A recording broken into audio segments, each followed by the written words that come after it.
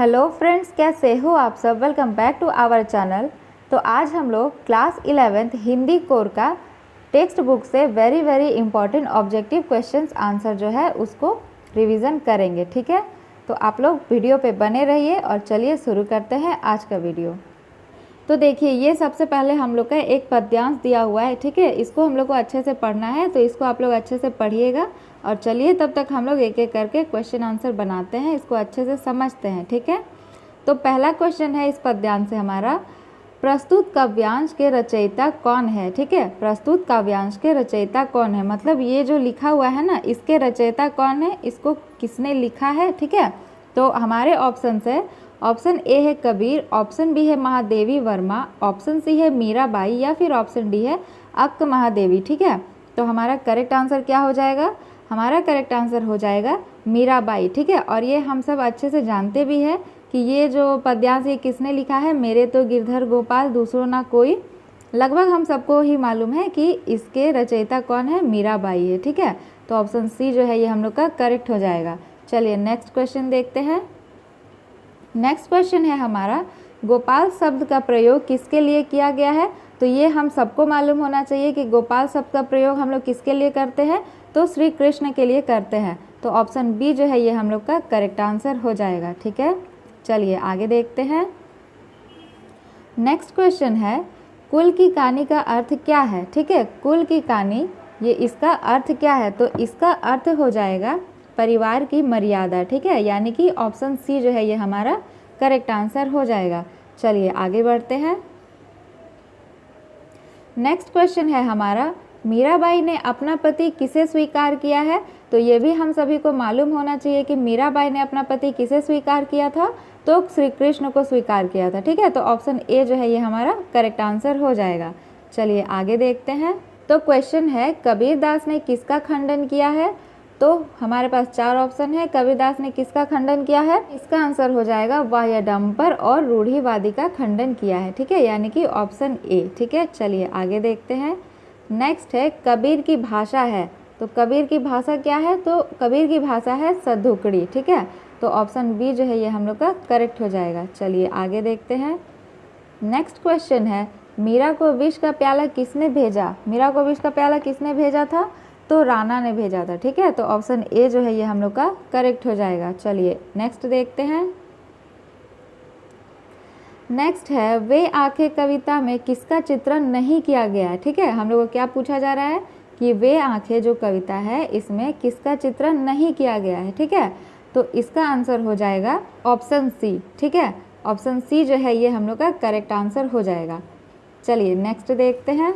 Next question है, रो पड़े होंगे बराबर पांचवे का नाम लेकर इस पंक्ति में किसके रो पढ़ने का उल्लेख है।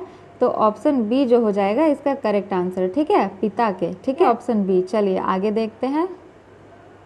अब देखिए यहाँ पे हम लोग का फिर से एक गद्यांश दिया हुआ है, इसको आप लोग अच्छे से पढ़िएगा और इसको पढ़ने के बाद यहाँ पे जो क्वेश्चन है इसका आंसर बहुत ही ईजी मिल जाएगा, एकदम आसानी से मिल जाएगा। ठीक है, तो चलिए एक एक करके देखते हैं।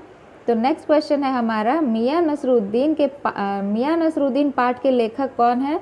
तो मियाँ नसरुद्दीन पाठ के लेखक है कृष्णा सोबती। ठीक है, तो ऑप्शन बी जो है ये हम लोग का करेक्ट आंसर हो जाएगा। चलिए नेक्स्ट देखते हैं। नेक्स्ट क्वेश्चन है, मियाँ नसरुद्दीन कितने प्रकार की रोटियां बनाते थे। तो मियाँ नसरुद्दीन पूरे 56 प्रकार की रोटियां बनाते थे। तो ऑप्शन ए जो है ये हम लोग का करेक्ट हो जाएगा। ठीक है, चलिए आगे देखते हैं। अगला क्वेश्चन है हमारा, चारपाई पर बैठे बीड़ी का मजा कौन ले रहा है। तो चारपाई पर बैठे बीड़ी का मजा ले रहे हैं मियाँ नसरुद्दीन। ठीक है, तो ऑप्शन सी जो है ये हम लोग का करेक्ट आंसर हो जाएगा। चलिए नेक्स्ट क्वेश्चन की ओर चलते हैं। नेक्स्ट क्वेश्चन है हम लोग का, लेखिका जब दुकान के अंदर जाकर देखती है तो क्या हो रहा था। तो चलिए ये जो क्वेश्चन है इसका आंसर आप लोग पैसे से खोजकर कमेंट बॉक्स में बताइए। ठीक है, चलिए तब तक हम लोग देखते हैं नेक्स्ट क्वेश्चन। नेक्स्ट क्वेश्चन क्या है, पथेर पांचाली फिल्म किसके निर्देशन में बनी थी। यानी कि ये जो पथेर पांचाली जो पिक्चर है ये इसके डायरेक्टर कौन थे, तो उनका नाम था सत्यजीत राय। ठीक है, तो ऑप्शन बी जो है ये हम लोग का करेक्ट हो जाएगा। चलिए आगे बढ़ते हैं। नेक्स्ट क्वेश्चन है लेखक सत्यजीत राय किस विभाग में काम करते थे? तो लेखक सत्यजीत राय जो थे वो विज्ञापन कंपनी में काम करते थे। ठीक है, तो ऑप्शन बी जो है ये हम लोग का करेक्ट हो जाएगा। चलिए आगे देखते हैं। नेक्स्ट क्वेश्चन है मियाँ ने पढ़ाई के कितने तरीके बताए हैं? 2, 3, 4 या फिर 5। तो मियाँ ने पढ़ाई के 2 तरीके बताए हैं, यानी कि हमारा ऑप्शन ए जो है ये राइट हो जाएगा। ठीक है, चलिए नेक्स्ट क्वेश्चन की ओर चलते हैं। नेक्स्ट क्वेश्चन है हम लोग का मियाँ नसरुद्दीन किस विधा की रचना है? तो मियाँ नसरुद्दीन जो है ये संस्मरण विधा की रचना है। ठीक है, तो ऑप्शन बी जो है ये हम लोग का करेक्ट हो जाएगा। चलिए अगला क्वेश्चन देखते हैं। अगला क्वेश्चन है नमक का दरोगा कहानी में हमें क्या संदेश मिलता है? तो इससे हमें यही संदेश मिलता है कि निर्भय होकर कर्तव्य पालन का। ठीक है, यानी कि ऑप्शन ए जो है ये हम लोग का करेक्ट आंसर हो जाएगा। चलिए आगे देखते हैं। नेक्स्ट है हमारा राजस्थान की रजत बूंदे के रचनाकार है। तो राजस्थान की रजत बूंदे, ठीक है, इसके रचनाकार कौन है?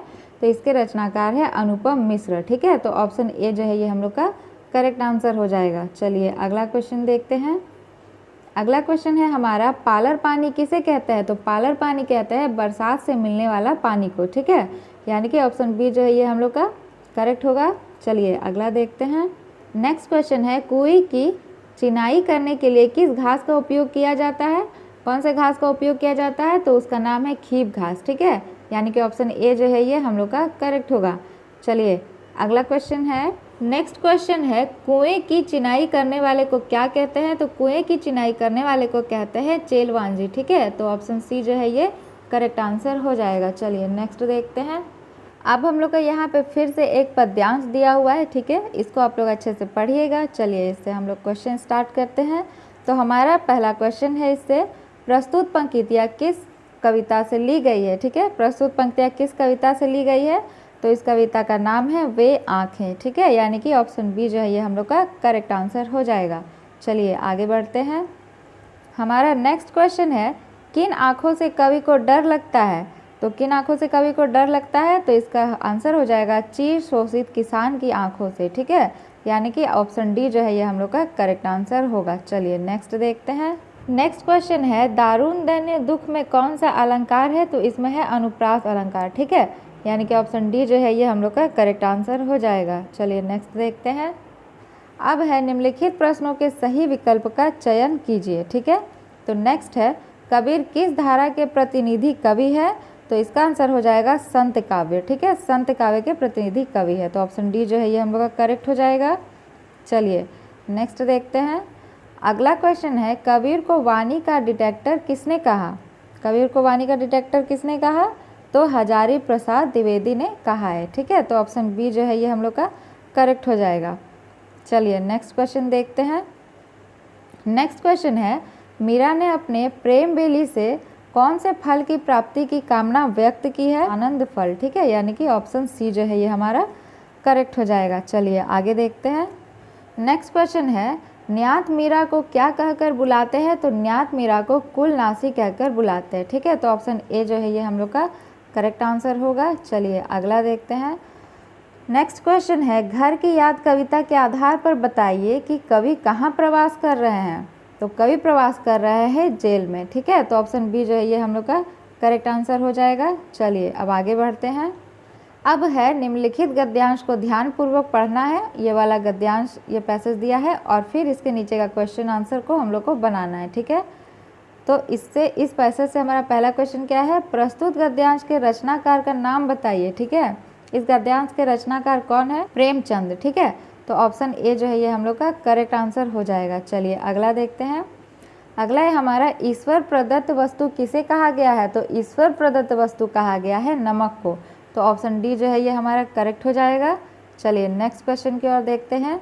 नेक्स्ट क्वेश्चन है नमक के सरकारी निषेध का क्या दुष्परिणाम हुआ? तो नमक के सरकारी निषेध का दुष्परिणाम यही हुआ कि भ्रष्टाचार का सूत्रपात हुआ। ठीक है, यानी कि ऑप्शन ए जो है ये हम लोग का करेक्ट हो जाएगा। चलिए अगला क्वेश्चन देखते हैं।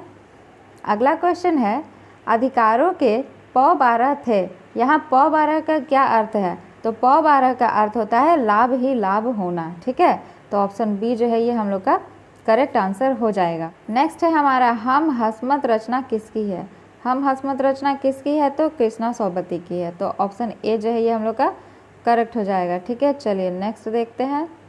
नेक्स्ट क्वेश्चन है, लेखिका मियां नसरुद्दीन के पास क्यों गई थी? तो लेखिका मियां नसरुद्दीन के पास क्यों गई थी? साक्षात्कार लेने के लिए गई थी। ठीक है, तो ऑप्शन डी जो है ये हम लोग का करेक्ट, साक्षात्कार यानी कि इंटरव्यू लेने के लिए गई थी। ठीक है, चलिए नेक्स्ट क्वेश्चन देखते हैं। नेक्स्ट है, सत्यजीत राय मूल रूप से कहाँ के रहने वाले थे? तो वो रहने वाले थे बिहार के, तो ऑप्शन डी जो है ये हम लोग का करेक्ट होगा।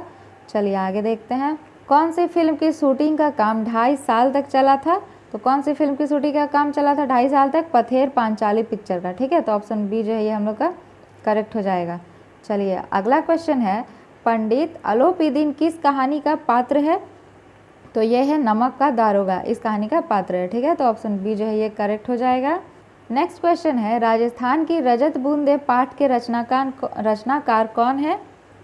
तो इस पाठ के रचनाकार है अनुपम मिश्र, तो ऑप्शन ए जो है ये हम लोग का करेक्ट आंसर होगा। ठीक है, चलिए आगे देखते हैं। कुएं की खुदाई का काम कौन करता है? तो कुएं की खुदाई का काम करता है चेजारो। ठीक है, तो ऑप्शन सी जो है ये हम लोग का करेक्ट आंसर हो जाएगा। नेक्स्ट क्वेश्चन है, राजस्थान के रेत की विशेषता क्या है? तो पहला है रेत के कण बहुत बारीक होते हैं, दूसरा है रेत के कण एक दूसरे से चिपकते नहीं, और तीसरा है रेत में कण अलग अलग होते हैं। तो देखिए, और चौथा है उपरोक्त सभी। तो देखिए इसका जो करेक्ट आंसर है ना वो हो जाएगा ऑप्शन डी। ठीक है, यानी कि उपरोक्त सभी। ठीक है, चलिए नेक्स्ट देखते हैं। अब हमारा लास्ट क्वेश्चन है, चेलवांजी अपने सिर की रक्षा कैसे करते हैं? तो चेलवांजी अपने सिर की रक्षा करते हैं बर्तन की टोप से। ठीक है, तो ऑप्शन ए जो है ये हम लोग का करेक्ट आंसर हो जाएगा। आप सभी को एग्ज़ाम के लिए ऑल द बेस्ट, अच्छे से एग्ज़ाम दीजिएगा। तो चलिए मिलते हैं नेक्स्ट वीडियो में।